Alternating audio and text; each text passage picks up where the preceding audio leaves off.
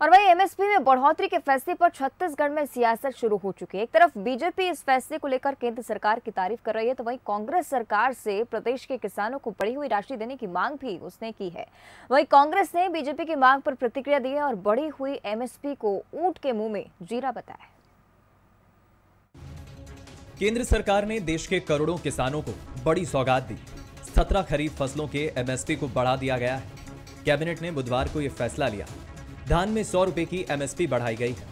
हालांकि इस पर छत्तीसगढ़ में सियासत गरमाई हुई है। छत्तीसगढ़ के बीजेपी नेताओं ने प्रधानमंत्री नरेंद्र मोदी को धन्यवाद दिया और साथ ही राज्य सरकार से मांग की है अब बढ़ी हुई एमएसपी के तहत राज्य सरकार किसानों को राशि दे। लगातार धान के ऊपर हर साल 100 से लेकर 150 रुपया की वृद्धि हो रही है और 400 रुपया की वृद्धि पिछले 4 सालों में मैं देख रहा हूँ हो रहा है। अभी 100 रुपया की वृद्धि, धान का कीमत अब 2040 रुपया मिनिमम सपोर्ट प्राइस जो गवर्नमेंट ऑफ इंडिया तय करती है वो 2040 हो गया आज से, और दलहन में 300 रुपया की वृद्धि की गई। ये हर साल सरकार के द्वारा और ख़ास तौर से मोदी जी के आने के बाद किसानों के लिए बहुत सारे। मोदी जी ने जो निर्णय केंद्रीय कैबिनेट के द्वारा लिया गया है और इसके अंतर्गत में 15 फसलों के जो रेट बढ़ाए गए हैं, उसके अंतर्गत में अब धान का जो मूल्य है जो 1940 था अब 2040 रुपये हो गए हैं। किसानों को 100 रुपये अतिरिक्त लाभ मिलेगा। अब राज्य सरकार से हम मांग करते हैं कि जिस प्रकार से मोदी जी बड़ी सोच के साथ में किसानों को लाभ दे रहे हैं और उसी प्रकार से राज्य सरकार भी कटौती किए बिना एमएसपी को जोड़ करके राशि का भुगतान किसानों को करेंगे। इधर सीएम भूपेश बघेल ने ट्वीट करते हुए कहा कि इस साल छत्तीसगढ़ के किसानों को प्रति क्विंटल 2640 रुपए मिलेंगे। अगले साल तक संभावना है कि किसानों को 2800 रुपए मिलने लगे। किसानों की खुशी में सबकी खुशी है।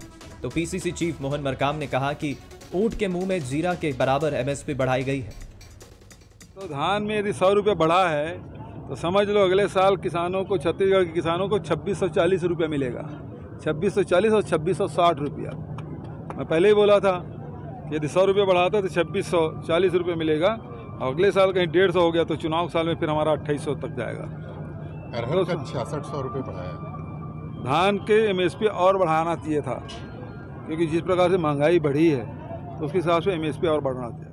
देखिए, केंद्र में बैठी भारतीय जनता पार्टी धान पे 100 रुपया एमएसपी बढ़ाया है, जो ऊंट के मुंह में जीरा है। देखिए, केंद्र में बैठी भारतीय जनता पार्टी की सरकार लॉलीपॉप दिखाने का, देने का प्रयास करती है। भारतीय जनता पार्टी ने कहा था 2022 तक किसानों की आय दोगुनी करेंगे।